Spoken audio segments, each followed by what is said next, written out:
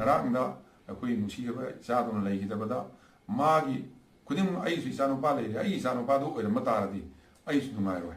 ai adumak ichanupa ne khalaga nungaite tawbodo political oiba mongna politicalize tawrakanda release pada awana gi sapgi si incident thonda nabagi akoi khanabai muta aibu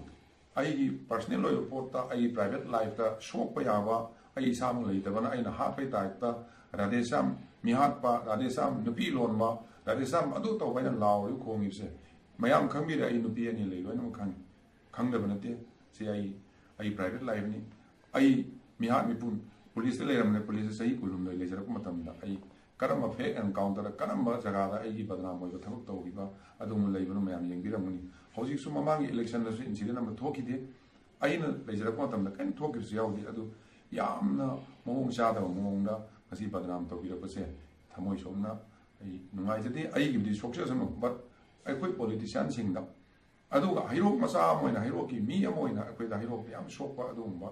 ija chokpa kanone do rajniti dam sumai to bi se adu isarupudi akoi congress kan de bjp kan de np de akoi puthoga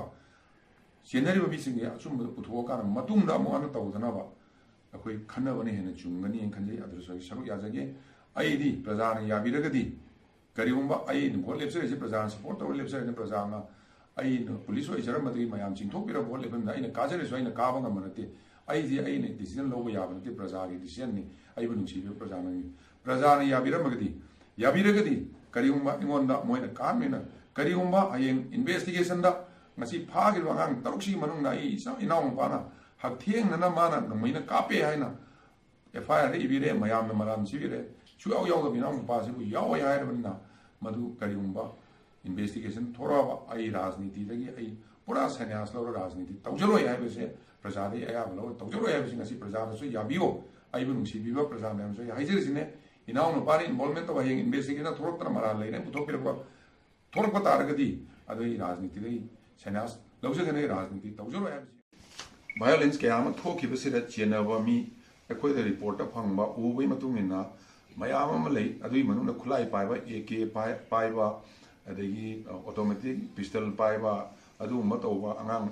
koi worker congress worker mayam sak naiba worker mayam lei adui manuna manga tarukse masi koi hana na khan jagrabne hairi mi singi masi phadok pirama natraga moida warning to biram moida lei ba nongmai singsi lokhat pirama taradi makha tana irang si thoi do bani masi MBO se AK47 paiba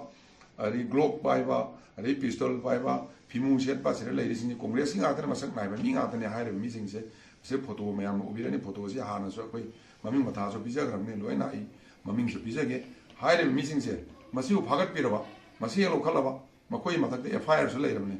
mana pairba AK si kadai de no dum bira mana pair pistol di kadai de no bira ba mana pairba revolver si kadai de no bira masi lokot bira ba irang ji shuloi shwedan lepani aina kanje mayam yengbio se leiro pochine si koiramane hairi mi singne payan leiba aduna aina sarkar police ro appeal tawjiri se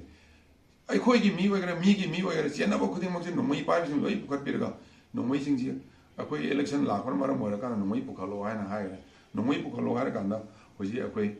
nomai me am uri se kadai de no sim jom da thijin bio